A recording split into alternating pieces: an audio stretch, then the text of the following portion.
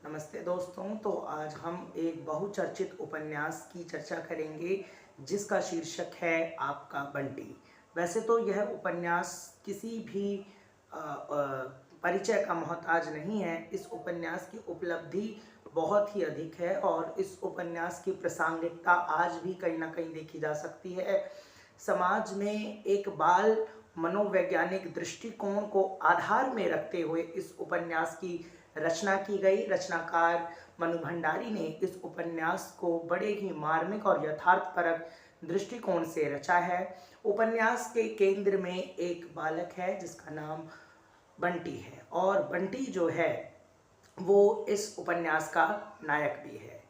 यह उपन्यास एक तलाकशुदा दंपत्ति की कहानी को प्रस्तुत करती है, जहाँ पर एक बच्चा बंटी ना वो अपनी माँ की तरफ का और ना ही अपने पिता की तरफ का, दोनों ही तरफ से वो अपने आप में एक प्रकार से दबा हुआ सा महसूस करता है और ये उपन्यास उन्हीं पहलुओं को रखते हुए रचा गया है। इस उपन्यास की प्रासंगिकता आज के वातावरण में भी महसूस की जा सकती है। वैसे तो ये उपन्यास विधिवत तौर पर बहुत ही चर्चित रहा और बहुत ही बड़ा उपन्यास है। इसके कई भाग हैं, लेकिन हम उपन्यास को बड़े ही शॉर्ट में देखेंगे, यानी केवल इसका वही रूप देखेंगे जो हमें लगता है कि हमारे लिए आवश्यक हो सकता है, क्योंकि समय की पाबंदी है। इसलिए हम उपन्यास के केवल सारांश को ही देखेंगे ताकि हम ये समझ पाएँ कि इस उपन्यास में यथार्थपरक किन चित्रों का या किन मूल्यों का यथार्थपूर्वक चित्रण किया गया है। तो चलिए, मनु भंडारी द्वारा ये उपन्यास रचित आपका बंटी एक प्रसिद्ध उपन्यास है। आपका बंटी उपन्यास का प्रकाशन वर्ष 1971 है। इसमें एक बालक की मानसिकता का सुंदर चित्रण किया गया है। विशेष रूप से असामान्य बालक की मनोवैज्ञानिकता का परिचय देने के लिए उस उपन्यास की रचना की गई है। यानी ये एक ऐसा उपन्यास है जिसमें बालक को केंद्र में रखा गया है। इस उपन्यास के प्रमुख पात्र अजय और शकुन हैं, जो इस बच्चे बंटी के जन्म के कुछ समय पश्चात ही अलग हो गए थे।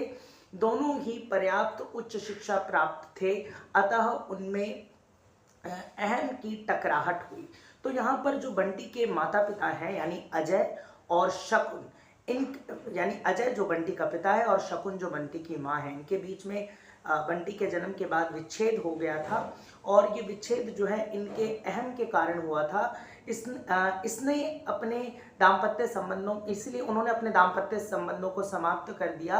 अजय कलकत्ता चला जाता है और वहाँ मीरा से विवाह कर लेता है। उससे एक संतान का जन्म भी हो जाता है। इधर बंटी के 3-4 वर्ष का होने पर कथा का प्रारंभ होता है। उसकी माता शकुन एक कॉलेज की प्रिंसिपल है और कॉलेज में ही उसे रहने को एक बंगला भी मिला है। उस बंगले में बंटी उस समय अकेला रह जाता है जब उसकी माता शकुन कॉलेज चली जाती है। माँ की अनुपस्थिति में बंटी न जाने किस प्रकार की विचित्र बातें सोचता रहता है। घर में उसकी देखभाल करने के लिए फूफी नाम की एक दाई माँ है, जो बंटी को अपने बेटे से भी अधिक प्यार करती है। तो कहानी कुछ इस प्रकार से शुरू होती है कि बंटी का जो पिता है अजय, वो कलकत्ता में रहने लगता है। फिर वो वहाँ जो है अपनी नई दाम्पत्य जीवन की शुरुआत मीरा के साथ करता है और यहाँ पर जो शकुन का वैवाहिक जीवन है वो बड़े कष्टों से गुजरता है। शकुन जो कि एक कॉलेज में प्रिंसिपल है और जब उसे एक घर अलॉट किया जाता है तो वहाँ पर वो अपने बेटे बंटी के साथ रहने लगती हैं। लेकिन जब वो कॉलेज चली जाती हैं तो बंटी यहाँ पर अकेला हो जाता है और यहाँ वो अपनी फूफी जो कि उसकी दाई माँ भी हैं उसके साथ रहता है और बंटी को उसकी जो फूफी है वो उससे बहुत लगाव रखती हैं और बहुत ज़्यादा स्नेह भी करती हैं। माँ बेटे दोनों पूरी गर्मियों की छुट्टियों में कहीं बाहर नहीं गए। बंटी अपने पड़ोस के बच्चों से मिलने गया तो उसके सहपाठी बच्चों के माँ बाप आदि ने उसके साथ जिस प्रकार का व्यवहार किया, उसकी बंटी पर गलत प्रक्रिया हुई। अपने बंगले में लॉन में मालिक के साथ बंटी पानी देता था और गुड़ाई करता था, कभी पत्तों पर पानी की धार छोड़कर उन्हें साफ करता था, कभी माँ बेटे लॉन में पड़ी कुर्सियों पर बैठे चाय पी रहे होते थे और कभी रात में बंटी होमवर्क कर रहा होता था। इस प्रक्रिया की दैनिक घटनाओं के चित्रण में ही उपन्यास की कथा उलझी है। यदि कुछ उल्लेखनीय घटनाएं हैं तो केवल ये कि बंटी की शैशव काल से लेकर उसकी मम्मी यानी प्रिंसिपल शकुन ने बंटी को इतने लाड़ प्यार से पाला है कि वह अपनी मम्मी का कॉलेज जाना भी सहन नहीं कर पाता है। वह स्कूल से लौटता है तो उसके बस्ते को फूफी रखती है, उसे खाने के लिए पूछती हैं और उसके कपड़े बदलवाती हैं। इस प्रकार वह स्वतंत्र रूप से पल्लवित नहीं हो पाता, वह अपने आप कुछ नहीं कर पाता। वह यहाँ तक जिद करता है कि फूफी जब उसे नाश्ते में दूध दलिया देती है तो वह कटोरी फेंक देता है और रोज रोज दलिया देने पर लड़ बैठता है। मम्मी से लाड़ प्यार से वह दिन ब दिन बिगड़ता जा रहा था।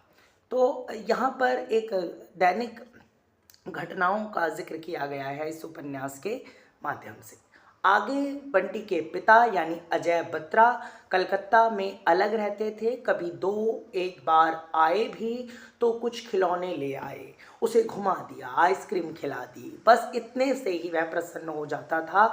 यदि वे उसकी और ज़रा सा ध्यान ना दें या बात ना करें तो बिगड़ उठता था। वह ऊपर से चाहे कुछ ना कहें, परंतु अंदर ही अंदर माता पिता के प्रति विद्रोह की अग्नि भड़कने लगती थी। एक बार उसकी मम्मी ने ड्रेसिंग टेबल पर जब श्रृंगार किया तो उसे बदली बदली नजर आई। वह फूफी से जब लोक कथाएं सुनता था तो उन कथाओं की दुनिया में स्वयं को समझने लगता था। उन कहानियों में आने वाले राजा रानी की डायनों के रूप में बदलने की, बंगाल के जादू इत्यादि की बातें वह हमेशा सोचता रहता था। उसे डर भी लगता था और उपेक्षा करने पर विद्रोह तथा क्रोध की ज्वाला में जलने लगता था। कभी इस बात की चिंता में सहमा सहमा रहता था कि उसकी मम्मी नाराज़ ना हो जाएं। एक दिन कलकत्ता से वकील चाचा अजय का यह संदेश लेकर आए कि किस तारीख को कोर्ट में जाना होगा और तलाक के कागज़ों पर हस्ताक्षर करने होंगे। पति पत्नी की इस बातचीत में एक वाक्य बंटी को सुनाई पड़ गया जिसका अर्थ वह सही प्रकार से समझ नहीं पाया, परंतु जब उसने देखा कि उस दिन से उसकी मम्मी उदास रहने लगी तो वह इस चिंता में डूब गया कि आखिर क्या गड़बड़ है। वह मन ही मन मम्मी से पूछना चाहता था परंतु डर के मारे नहीं पूछ पाता है। तो यहाँ पर एक जिज्ञासा जो एक बालक की है जानने की, वो अपने आप में बहुत कुछ जानना चाहता है परंतु वह डर भी जाता है कुछ पूछने से। तो इस प्रकार का जो यथार्थपरक चित्रण है ये उपन्यास का केंद्र है।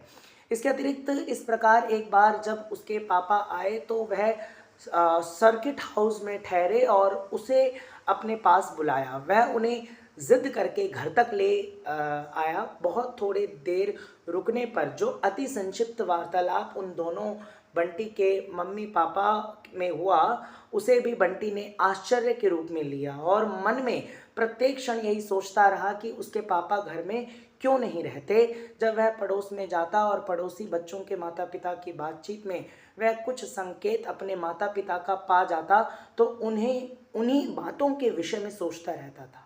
वकील चाचा के आने पर वह बहुत प्रसन्न रहता था, उनके जाने पर चिंतित हो जाता था। वकील चाचा के द्वारा डॉक्टर जोशी के बारे में कहना, मम्मी का कभी कभी अकेले बाहर जाना भी उसे सहन नहीं होता था। डॉक्टर जोशी का कभी कभी घर पर आना और चाय पीना भी उसे सहन नहीं होता था। इसके साथ ही कभी फूफी के द्वारा कभी वकील चाचा के द्वारा यह कहने पर कि बंटी को अधिक लाड़ प्यार करना उसे बिगाड़ना है, शकुन की चिंता और अधिक बढ़ जाती थी। शकुन ने बंटी को अपने जीवन का सहारा बनाना चाहा, उसे मोह ममता का केंद्र बनाया। शकुन ने अपने कॉलेज की सहकर्मी टीचर्स को एक दिन घर पर चाय पर बुलाया और उनसे बातचीत की। इसकी भी प्रतिक्रिया बंटी पर अच्छी नहीं हुई। दीपा आंटी द्वारा बंटी की प्रशंसा करने पर भी वह भीतर से संतुष्ट नहीं हुआ, बल्कि समझने लगा कि ये टीचर्स उसकी मम्मी को प्रसन्न करने के लिए ही उसकी तारीफ कर रही हैं। उसके पापा एक बड़ी एयरगन लाए हैं। जब वह गुस्से में आता तो अपने साथी बच्चों से लड़ता झगड़ता और पेड़ पर चढ़कर धाएं धाएं गोलियां दागने लगता। हाँ, घर के माली दादा से वह घुट घुट कर अवश्य बातें करता था। एक दिन उसने छोटी आम की गुठली बो दी। जब आम का पौधा उग आया तब वह बहुत प्रसन्न हुआ। उसके पापा आए तो उसने उन्हें अपना बगीचा दिखाया और कुछ फूल तोड़कर उन्हें दिए। जब से तलाक के कागजों पर हस्ताक्षर हुए, शकुन ने बहुत दिन तो उदास रहकर काट दिए, परंतु वकील चाचा के द्वारा किए गए संकेत को उसने समझ लिया कि उसको नए सिरे से अपनी जिंदगी व्यतीत करती है। इसीलिए डॉक्टर जोशी के साथ उसने उठना बैठना बढ़ा लिया। शकुन दो बच्चों के बाप डॉक्टर जोशी से शादी करना चाहती थी। वह यहाँ तक सोचने लगी कि यदि कॉलेज के मैनेजर ने चूं चपड़ की तो वह नौकरी ही छोड़ देगी। उधर बंटी पर इस शादी की गंभीर प्रतिक्रिया हुई। वह उदास रहने लगा, पढ़ने में उसका मन नहीं लगता था। यही स्थिति फूफी की भी थी। उसने तो अपना आक्रोश व्यक्त करने के साथ साथ नौकरी छोड़कर हरिद्वार जाने की प्रार्थना भी कर दी। फूफी अपनी बात पर इतनी अड़ गई कि शकुन को उसका टिकट मांगना पड़ा और आखिरकार फूफी भी बंटी को छोड़कर चली गई। अब बंटी और अधिक उदास रहने लगा। वैसे तो कॉलेज के चपरासी थे, परंतु जो स्नेह उसे फूफी से प्राप्त हुआ, जितनी चिंता फूफी रखती थी उतनी और कोई नहीं रख सकता था। इसके बाद सबसे महत्वपूर्ण घटना सोमवार के दिन तब घटती हुई है जब शकुन कॉलेज वाला बंगला छोड़कर डॉक्टर जोशी की कोठी में चली जाती हैं। बंटी ने इसका कड़ा प्रतिरोध किया, क्योंकि उस कॉलेज वाले बंगले में उसने पेड़ पौधे लगाए थे। उसको अपने मम्मी के पास सोने को मिलता था। उसके घर में और कोई होड़ करने वाला अथवा हिस्सा बांटने वाला बच्चा नहीं था। बंटी का ही एक छत्र राज्य था। उसका चप्पा चप्पा बंटी का जाना पहचाना था। डॉक्टर जोशी की कोठी दुल्हन की तरह सजाई गई थी। उसमें उठने बैठने के सामान, डबल बेड आदि समस्त सुख सुविधाओं की बहुमूल्य चीज़ें एकत्रित की गई। वहां जाकर शकुन तो उस घर में खप गई, क्योंकि डॉक्टर जोशी की पत्नी मर चुकी थी। परंतु बंटी उस घर में ना खप सका। मन में प्रत्येक छोटी छोटी बातों को लेकर उग्र आक्रोश भरने लगा। वह इन बातों को तुलना के साथ देखता और अपने कॉलेज वाले बंगले में अपनत्व अनुभव करता और यहाँ परायापन। डॉक्टर जोशी का कठोर व्यवहार उसे बिल्कुल पसंद नहीं था। उनके बच्चों में छोटा लड़का था अन्नी। उससे तो बात बात पर बंटी का झगड़ा होने लगा, क्योंकि वह प्रत्येक बात पर झगड़ा करता अथवा अधिकार जताता था। डॉक्टर जोशी के बच्चों को स्कूल छोड़ने कार ही जाती और स्कूल में लौटने पर लाती। उसकी मम्मी भी कॉलेज तक कार में जाती और आती थी, परंतु वह अनुभव करता था कि उसे स्कूल की मोटर में जाना पड़ता है। इस प्रकार की और भी अनेक बातें थी जो उसे परायपन का अनुभव कराती रहती थी। डॉक्टर जोशी का लड़का कभी मेज़ पर ना बंटी को किताब लगाने देता था और ना कुर्सी पर बैठने देता था। एक दिन बंटी ने उसे ऐसी बातें करने पर पीट दिया तो उसने बंटी को दांतों से काट लिया। अब बंटी का मन विद्रोह करने पर उतारू हो गया।